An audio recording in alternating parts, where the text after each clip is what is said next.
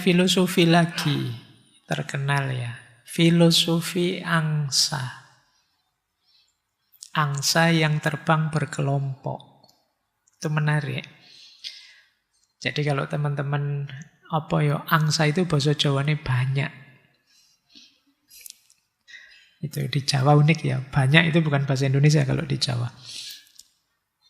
Jadi angsa itu ketika bermigrasi di Eropa, itu biasanya membentuk huruf V.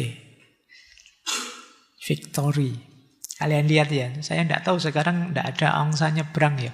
Kalau zaman dulu sore itu banyak, tapi tidak tahu sekarang mulai jarang itu. Kelakuannya manusia mesti yang membuat begitu. Jadi angsa itu pakai huruf V kalau sedang terbang migrasi, dan itu sebenarnya tidak sekedar kebiasaan, tapi ada yang meneliti maknanya dalam. Kenapa begitu? Ya V itu nanti yang ada di ujung itu jadi pemimpinnya. Ternyata formasi huruf V itu pertama-tama bermakna efisiensi energi. Kenapa begitu? Karena setiap kali kepaan sayap angsa yang belakang, itu bisa jadi meringankan angsa yang depannya yang mimpin. Jadi daya dorong. Jadi kayak angin dari belakang itu bisa mendorong ke depan. Dan itu terbangnya jadi lebih efektif. Bisa 70% lebih jauh. Tidak capek lagi. Jadi ada aturannya, itu kuasanya Allah. Yang kedua, kalau angsa yang mimpin di depan ini lemah, lelah, capek, sudah jauh, dia akan mundur ke belakang. Terus angsa yang di belakang maju ke depan. Bandingan ya, kayak manusia bolak-balik tadi, pemimpin tidak gelem mundur. Ya, sudah kecapean, kelelahan, kebijakannya mulai ngaco, tapi ya masih tidak mau mundur. Kalah sama angsa tadi. Jadi kalau dia lelah, yang dia mundur ke belakang, yang belakang maju ke depan. Kemudian angsa-angsa di belakang itu sering berteriak, ya bunyi. Jadi mengeluarkan suara. Ini semacam memberi semangat pada angsa yang di depan. Ini kebersamaan, solidaritas. Terus, kalau ada angsa yang sakit atau terluka, kemudian keluar dari formasi, nanti biasanya itu ada dua angsa yang lain menemani dia ngawal ke bawah. Ikut turun. Dan akan ditemani terus sampai dua alternatif. Dia sembuh kemudian balik terbang atau mati. Jadi ditunggui sampai mati, baru ditinggal. Atau sampai sembuh, baru terus diantar bareng-bareng. Jadi tidak mungkin sendirian dia. Minimal dia akan dapat dua teman untuk menemani melanjutkan perjalanan. Bayangkan, hanya sekedar angsa, banyak. Itu bagaimana dia jadi sistem pendukung yang luar biasa bagi komunitasnya. Perjalanan yang kerjasama, sadar posisi situasi, kalau capek ya mundur, memberi semangat yang lain. Kalau ada yang lemah ditemani, tidak meninggalkan anggotanya di saat susah. Ini filosofi angsa yang terbangnya berkelompok. Itu makanya kalau dalam Al-Quran itu kita diminta mengambil iktibar. Fa'tabiru ya ulil absor. Ambillah iktibar wahai kalian yang punya basiroh mendalam. Alam semesta ini sepenuhnya adalah pelajaran dari Allah. Nah, baik. Oke ya, ini yang positif-positif. Support system yang sehat. Sekarang kita lihat sisi sebaliknya. Support system yang tidak sehat. Ini yang sering kita sebut toxic relationship. hubungan yang toksik. Nah, ini yang sering sekali ditanyakan ini. Gimana Pak menghadapi hubungan yang toksik? Hubungan yang tidak sehat, merusak, merugikan, menjatuhkan kesejahteraan emosi dan mental kita. Kita lihat ya, ciri-cirinya dulu. Seperti apa sih hubungan yang tidak sehat itu? Sistem yang tidak sehat. Tentu saja tidak bisa jadi dekengan kita. Tidak bisa mendukung kita. Yang pertama, yang posesif, ingin mengontrol berlebihan. Kalau kita punya teman, mungkin juga punya keluarga yang terlalu mengontrol kita sehingga kita tidak bebas mengekspresikan apa kemauan kita. Ini yang harus kita lakukan. Itu harus tidak boleh. Ini toksik. Loh, apa tidak boleh Pak? Wong itu orang tua kita, wong itu. Sebenarnya boleh saja sih, tapi tidak dengan cara memaksa. Kalau ada komunikasi yang baik, memahamkan dulu, dan lain sebagainya. Tidak dengan menggunakan power untuk mengontrol dan memaksa. Kalau kamu masih mau jadi pasanganku, harus begini, harus begitu. Nah, sering begitu ya. Kalau kamu jadi temanku, syaratnya ini. Kalau enggak itu enggak. Nah, itu ya termasuk yang tidak sehat. Yang kedua, kurang percaya. Isinya curiga. Nuduh tanpa alasan. Memata-matai. Ya, pasti tadi kamu begini ya. Nah, itu kemungkinan toksik sudah. Curiga terus, kadang-kadang malah memfitnah bahkan. Ini toksik. Hati-hati boleh, tapi kalau orang dicurigai itu kan tidak enak. Bayangkan kamu pulang, kamu padahal rajin kuliah, tapi begitu di rumah, kamu sering bolos ya di kampus, nilaimu kok jelek. Itu kan loro hati kamu. Dicurigai tidak enak. Oke, sekedar orang minta klarifikasi tidak masalah. Tapi kalau kamu dituduh, apalagi dimata-matai terus. Bayangkan kalian tiap malam misalnya ditelepon siapalah saudaramu apa pasanganmu. Di mana? Belajar enggak? Jangan-jangan nongkrong di kafe ini. Cara gitu. Tiap hari begitu ya jengkel kan kalian. Tidak dipercaya itu tidak enak. Terus, manipulasi emosi. Nah, ini juga. Jadi manipulasi emosi itu hubungan yang kita itu diposisikan selalu jadi orang yang merasa bersalah. Aku capek-capek ini yo gara-gara kamu lah. Coba kamu tidak begitu, aku tidak akan senang. Itu loh. Kita jadinya kayak orang salah besar terus. Kita jadi orang yang negatif terus. Ini kalau tidak bela-belain kamu, tidak mungkin aku kayak gini. Wah, itu sudah. Jadi gaslighting. Padahal mungkin bukan salah kita juga sih, tapi pokoknya kita dibuat merasa bersalah terus. Kita dibuat merasa kasihan sekali dia ya terhadap orang ini. Nah, orangnya gayanya juga begitu. Ini demi siapa aku kayak gini ini? Oh, itu kamu seolah-olah dia sudah berkorban banyak demi kita, sementara kita tidak memberikan apa-apa. Itu emosi kita mesti drop. Terus tidak menguatkan tapi justru menjatuhkan, meremehkan. Kita tidak didukung tapi dijatuhkan. Alah, kalau potonganmu kayak gitu aja, enggak mungkin. Itu kita di drop sudah. Enggak percaya aku kamu. Kita nilainya tinggi misalnya. Mesti nyontek. Kapan lagi gayamu, ngerti aku. Karena itu sudah. Prestasi kita enggak dihargai. Kita dijatuhkan terus. Ini kalau kalian punya sahabat kayak gini ya toksik dia. menyusahkanmu terus, menyakiti hatimu terus. Tidak mendukung secara positif. Kemudian komunikasinya buruk. Isinya ngamuk-ngamuk, teriak-teriak, atau tiba-tiba diam. Kita jadi salah tingkah. Ini kok tiba-tiba diam, salah opo aku tadi? Salah ngomong bagian mana saya tadi? Itu jadi kembali ke atas tadi ya, kita jadi merasa bersalah.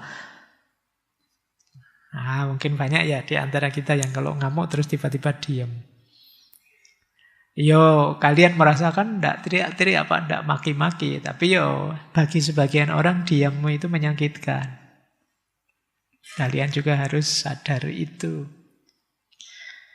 Oke, ini termasuk jenis komunikasi yang buruk. Mbok yo kalau ada yang kurang berkenan, disampaikan saja, kan sahabatmu, temanmu, keluargamu. Apa sih susahnya berkomunikasi yang baik? Tambah harus teriak-teriak, tambah harus diam-diaman. Makanya kalau dalam Islam itu sesama saudaranya, sesama muslim diberi waktu 3 hari. Ayo, siapa yang benci orang lebih 3 hari? Tidak mau nyopo, tidak mau itu. Kan kita kadang bertahun-tahun kan kalau sudah tidak suka sama orang. Padahal yo, kalau Nabi 3 hari lah kamu. Kalau sudah yo, minta maaf lah, kembalilah bersaudara. Kemudian apalagi yang ini ya, kekerasan. Kekerasan itu bisa fisik, bisa juga verbal. Mengancam, atau emosional, menyakitkan hati. Atau yang terakhir tadi ya, menguras energi. Itu ciri-cirinya toksik sudah. Capek luar biasa. Pokoknya kalau dia datang kita ambil nafas panjang. Datang dia, ini alamat ini sudah. Kalau dia pulang kita leganya luar biasa. Alhamdulillah temannya sudah pulang ini. Kita bisa bebas lagi. Nah, itu kemungkinan dia hubunganmu dengannya jenis toksik. Ya kalau sekelilingmu isinya orang-orang toksik semua, ya nasibmu buruk. Kamu kecapean tiap hari, stres, cemas, depresi tiap hari. Pada akhirnya mungkin ada dampak kamu tidak percaya diri, merasa harga dirimu turun, depresi, kamu jadi sulit percaya sama orang. Ada teman baru kamu ragu-ragu, jangan-jangan kayak yang kemarin-kemarin, nambah susah aja, nambah sumpek aja. Lebih baik sendiri saja. Nah, mungkin bisa begitu. Oke ya, semoga tidak banyak relasimu yang toksik. Kalau ada Pak, biarkan sebagai teman saja. Tidak harus diperdalam sebagai sistem pendukungmu. Cari lagi, perbanyak lagi teman-teman yang bisa menjadi sistem pendukungmu. Lah terus bagaimana Pak menghadapi toxic relationship ini Pak? Itu di keluarga saya ada Pak, sahabat-sahabat saya banyak Pak. Saya sering cemas, sering tidak percaya diri, sering depresi. Apa yang harus saya lakukan? Oke ya, ini praktis sebelum ke filosofinya lagi nanti. Apa sih yang harus kita lakukan ketika berhadapan dengan toxic circle, toxic relationship? Yang pertama, sadari dan akui, validasi diri. Jadi kadang-kadang kita denial, menyangkal. Iya Pak, saya punya teman toksik. Iya Pak, mau gimana lagi? Keluarga saya beberapa memang ada yang toksik. Tidak masalah, akui dulu. Tanpa harus menyalahkan diri sendiri. Karena seringkali kita itu kemudian menyalahkan, mungkin saya bukan sahabat yang baik, mungkin ya Pak. Jangan-jangan saya bukan anak yang berbakti ya Pak. Ini kita sering menyalahkan diri. Tidak apa-apa kita sadar bahwa kita ini ya memang punya teman toksik, kadang-kadang ada orang dekat kita yang toksik, diakui saja. Perasaan itu, rasamu yang seperti itu valid, sah, tidak apa-apa. Karena kamu berhak atas bahagia hidupmu sendiri. Ya, jangan lari dari kenyataan bahwa memang ada orang-orang toksik di sekelilingmu. Karena kadang-kadang banyak orang yang melemparkan kesalahan terus ke dirinya sendiri. Jangan-jangan saya memang yang tidak bisa membahagiakan mereka, melayani mereka. Padahal mungkin faktanya ya memang orang-orang di luar dirimu itu yang bermasalah. Jadi yang pertama ini ya, biar kamu tidak tambah depresi. Yang kedua, untuk meminimalisir sakitmu dan pengaruh negatif dari mereka, tetapkan batas. Tetapkan batas itu contohnya begini. Kalau saya teman yang ini, sudahlah ngomong umum-umum sajalah, tidak usah ngomong tentang tema-tema ini. Sensitif, nanti dia mesti nyelekit selanjutnya. Nanti dia mesti menyakitkan kalau komen. Jadi ini namanya menetapkan batas. Tadi kan saya minta, yo tetap berteman lah, tapi tidak harus sedalam itu. Yo pokoknya ketemu yo tanya, say hello, terus tanya hawanya kok panas ya, kapan ya musim hujan, terus ngono wae, bahas cuaca, bahas kamu pura-pura jadi peramal cuaca, itu musim hujan ya, kapan gerhana lagi ya, wis bahas gitu aja. Tidak usah bahas yang sensitif-sensitif sudah. Jadi tidak usah tanya kapan lulus, kapan nikah, kapan hasil. Bangun batas yang kalian bisa, biar tidak mengarah ke sana. Kemudian kalau ada percakapan-percakapan yang mengarah ke situ, jawab singkat saja, biar ganti temanya cepat.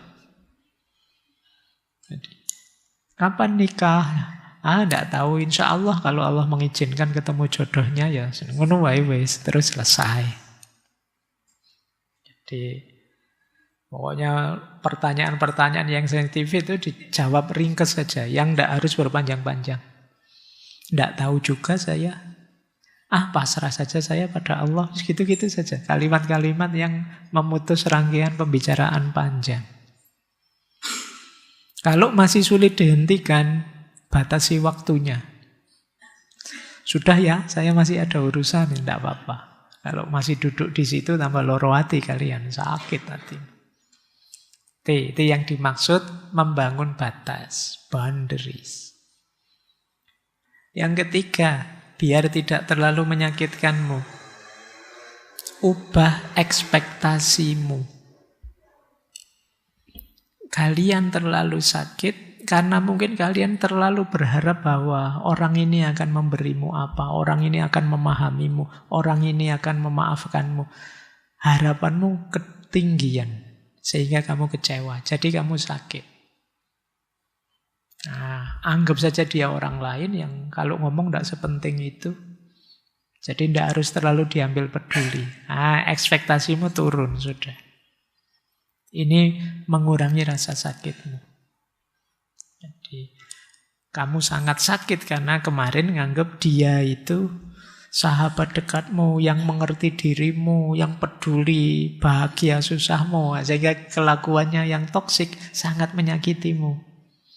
Sekarang kamu balik ekspektasimu. Enggak ya, dia memang sahabat sih, tapi hakikatnya orang lain. Kalau dia tidak terlalu paham saya, ya wajar saja sih. Dia tidak peduli juga tidak masalah. Wong dia juga punya urusan lain di hidupnya banyak. Itu kamu lebih ringan. Kalau dia komentar macam-macam, itu paling basa-basi saja, cuma nyari tema obrolan saja daripada tidak ada. Itu kamu ringan. Tapi karena kamu anggap berat, ekspektasimu tinggi, kamu lebih sakit. Kemudian boleh bikin trik-trik itu ya, kita kelola diri kita. Misalnya sejak mau ketemu kamu ingatkan dirimu, diingat-ingat ya, teman yang ini itu cerewetnya luar biasa. Kalau ngomong nanti bisa sampai kemana-mana yang tidak perlu-perlu diomong. Diingat-ingat, bertahan ya, nanti bertahan. Kamu ingatkan dirimu begitu. Terus mungkin pakai strategi apalah, tema ringan kayak tadi, atau humornya diperbanyak. Boleh. Atau ya kalau sudah sangat panas, menghindar saja. Lebih aman, lebih safe. Oke, baik. Ini menjawab banyak pertanyaan ke saya selama ini tentang menghadapi toxic circle, toxic relationship. Saya lanjutkan. Yang keempat, Pak, lah terus gimana Pak? Kita kan juga perlu sistem pendukung yang kuat. Kok orang sekitar saya ngaco semua ini? Yo, cari yang lain.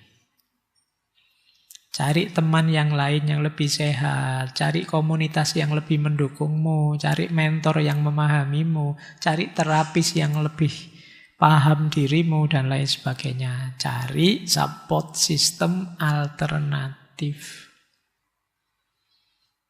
Ini penting ya, karena ya bagaimanapun kita perlu pendukung. Kalau ndak ada di sekelilingmu, buat yang baru. Tidak masalah. Akan selalu ada orang yang frekuensi, vibrasi, visi hidup, keinginan dan masalahnya mirip dan dekat denganmu. Yang bisa dijadikan teman, sahabat. Kemudian, kalau ini stoik ya, ingatkan terus dirimu bahwa kamu tidak bisa mengontrol orang lain. Yang bisa kalian kontrol ya dirimu sendiri. Jadi kalau mereka toksik, ya sudah, itulah mereka. Tapi engkau yang bisa ngatur responmu pada mereka. Jadi, kan kalau kata Marcus Aurelius itu kan, kalau ada orang menyakitimu, itu engkau juga punya andil salah. Salahmu di mana? Kok kamu mau disakiti? Wong yo kamu cueki saja bisa kok. Lah kok kamu dengarkan, kamu seriusi. Jadi orang lain maki-maki kamu, itulah situasinya dia, kondisi dia. Kamu tidak kuasa pada dia, wong dia pribadi yang tersendiri. Tapi responmu terhadap maki-makinya dia, itu dalam kuasamu. Kamu dengarkan terus kamu jadi marah balik, atau kamu cueki dan kamu tidak peduli, itu kan kamu kuasa ngatur dirimu. Jadi dia ngomong apa saja panjang lebar, yuk. Kalau bahasa saya dulu di kampung, wis dianggap koyo kaset rusak ngono.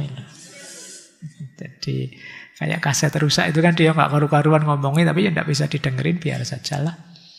Anggap saja hiburan gitu saja. Itu kan bisa. Ya kita juga sih terlalu, kalau bahasa hari ini terlalu baper. Kenapa diambil serius? Wong kita cueki saja bisa. Jadi kita yang bisa ngatur respon kita. Ngapain energi kita investasikan sebanyak itu ke dia yang menyakiti kita. Ayo kita investasikan ke hal yang lebih positif. Pekerjaan kita, hobi kita, spiritualitas kita. Daripada dengerin kata-katamu, mending aku ngaji misalnya. Nah, itu kan jadi positif. Lah ngapain kita habisin energi sampai di rumah masih kepikiran temanku tadi. Lah kamu menginvestasikan energi sebesar itu pada temanmu yang toksik, ngapain? Nah, fokuslah pada hal yang bisa kalian kendalikan. Kemudian pertimbangkan pilihan jangka panjang. Ini dalam konteks tertentu ya. Jika sudah sangat merusak sama sekali, mungkin kekerasan fisik verbal parah, pertimbangkan dua hal. Yang pertama low kontak, yang kedua no kontak. Low kontak minimal ketemu, kalau no kontak sudahlah kita putus, tidak jadi sahabat lagi. Tidak masalah juga. Karena ini hidup kita. Jangan sampai kita resikokan dia jadi hancur karena orang lain. Bukan berarti kita tidak berbakti pada orang tua atau tidak peduli dengan sahabat, tapi yang pertama-tama kita lindungi mental kita sendiri. Toh kalau kita sehat jasmani rohani juga kita bisa melakukan kebaikan yang banyak pada orang-orang di sekeliling kita. Baik ya teman-teman, jadi tahu ya sekarang caranya menghadapi toxic circle, toxic relationship. Ini tadi yang kita rumuskan, support system yang tidak sehat. Tadi ada 7 ya, sadari dan validasi, bangun batas yang jelas, ubah ekspektasi, kelola diri, cari support system alternatif, kendalikan diri, dan pertimbangkan kalau sudah parah pilihan-pilihan jangka panjang. Baik, sekarang ke filosofinya. Kalau tadi angsa, sekarang kita belajar tentang kepiting. Ada istilah crab mentality, mentalitas kepiting. Di sekitar kita banyak kepiting. Jadi kepiting itu cara berpikirnya orang yang tidak mau kita maju. Kita harus ada di bawah dia. Jadi istilah ini berawal dari satu eksperimen. Jadi nanti teman-teman boleh melakukan eksperimen ya. Cuma syaratnya jadinya beli kepiting hidup. Jadi coba cari ember. Nanti kalau ada beberapa kepiting, jangan satu. Boleh banyak, lebih bagus. Jadi di eksperimen itu kepiting itu, kalian taruh di ember yang agak dalam ya. Nanti semua akan berlomba-lomba naik ke atas. Tapi, ya, cirinya kepiting itu, kalau dia lihat temannya lebih dulu, nyalip dia, maka dia akan narik teman yang sudah lebih atas itu ke bawah, biar jatuh. Makanya disebut crab mentality. Jadi nanti sampai lama tidak akan ada yang sampai di atas. Jadi begitu ada yang mau nyampe atas, ditarik oleh temannya jatuh ke bawah. Begitu nyampe atas, ditarik oleh temannya jatuh ke bawah. Jadi kadang-kadang ya malah jatuh bareng. Tidak apa-apa, yang penting tidak ada yang duluan keluar. Itu mental kepiting namanya. Nah ini support system yang negatif sekali. Jadi kalau ada kepiting itu mencoba manjat keluar, akan ditarik ke bawah. Dan sampai lama, kalian tidak perlu ngasih tutup itu. Tetap akan ada di, asal dia masih hidup, itu dia akan tetap ada di bawah. Yang bisa ngangkat ya kalian sendiri yang punya pada akhirnya. Nah itu namanya sindrom kepiting. Crab mentality. Jangan-jangan, ini jangan-jangan ya, wong yo ndak serius. Kenapa bangsa kita ndak maju-maju? Jangan-jangan ada aspek ininya juga, crab mentality. Begitu ada yang mau maju lah kok enak.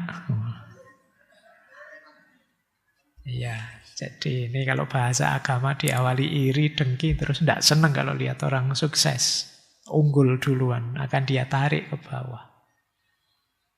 Jadi ini ciri-cirinya apa? Iri terhadap keberhasilan orang lain. Di sekitar kita juga banyak. Tidak mendukung, malah menjatuhkan. Kita sendiri sudah berupaya naik, tapi kok terus dia tinggal menjatuhkan saja. Padahal kan membangun itu sulit, kalau menjatuhkan sih gampang. Kemudian biasanya terus menyebar komen-komen negatif. Kalau ada orang sukses, itu kebetulan saja. Itu yo karena orang tuanya privilege. Ya itu. Sebenarnya bahasa-bahasa orang iri. Jadi tidak senang kalau ada orang lain sukses.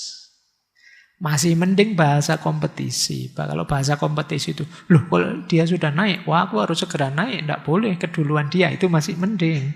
Tapi ini dia narik yang sudah di atas. Jadi banyak di sekeliling kita orang seperti itu. Dia menahan orang lain agar tidak berkembang. Mentang-mentang dia lulusnya lama, terus bilang ke temennya, ngapain lulus cepet-cepet? Padahal itu sebenarnya dia takut diselip temennya. Tuh dia bilang, lulus cepet-cepet lalu yang nganggur.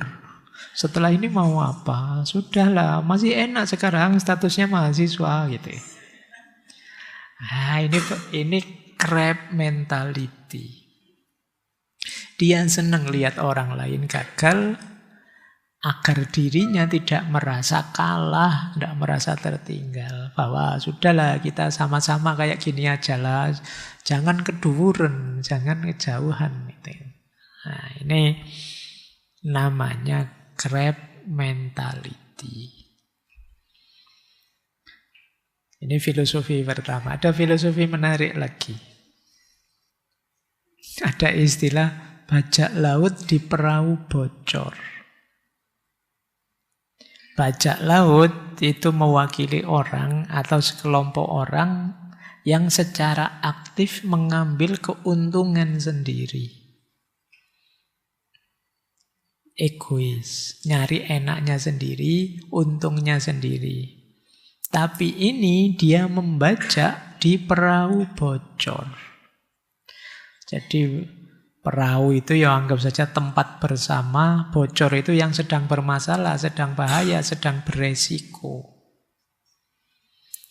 Bajak laut di perahu bocor itu berarti orang yang harusnya bekerja sama untuk mengatasi kebocoran, tapi justru dia mengambil keuntungan dari situasi itu sehingga situasinya tambah buruk. Jadi situasi yang sudah sulit tambah kacau. Ini namanya bajak laut di perahu bocor. Contohnya mungkin contoh sederhananya ya, kalau kalian kemarin demo rame-rame, demonya damai kok, tertib kok, tiba-tiba ada provokator. Dari tertib terus jadi kacau, tambah hancur. Loh, kalian demo itu kan untuk nambal perahu bocor. Tapi ada yang ngambil keuntungan dari situ. Akhirnya ya jadi tenggelam sudah, perahunya hancur sudah. Niat memperbaiki tidak jadi, malah masalah tambah. Nah, ini kasus namanya bajak laut di perahu bocor. Nah, kalian, orang-orang sekelilingmu juga ada yang seperti itu. Mengambil keuntungan di saat kamu susah. Di saat kamu bermasalah. Entah dengan cara apa. Nah, kayak apa wis? Rentenir misalnya. Rentenir itu bajak laut di perahu bocor. Ngerti kamu butuh uang, sudahlah tak pinjemi ya. Ini saya mumpung baik hati, tapi yo besok bunganya 50%. Itu bajak laut di perahu bocor. Akhirnya apa yo? Perahunya lebih hancur lagi, lebih tenggelam lagi. Ini termasuk circle yang toksik. Situasi yang memprihatinkan. Oke, kalian waspada ya. Yang pertama tadi crab mentality, mental kepiting. Dan yang kedua bajak laut di perahu bocor. Di sekitarmu mungkin banyak bajak laut dan banyak kepiting. Hati-hati untuk mentalitasmu.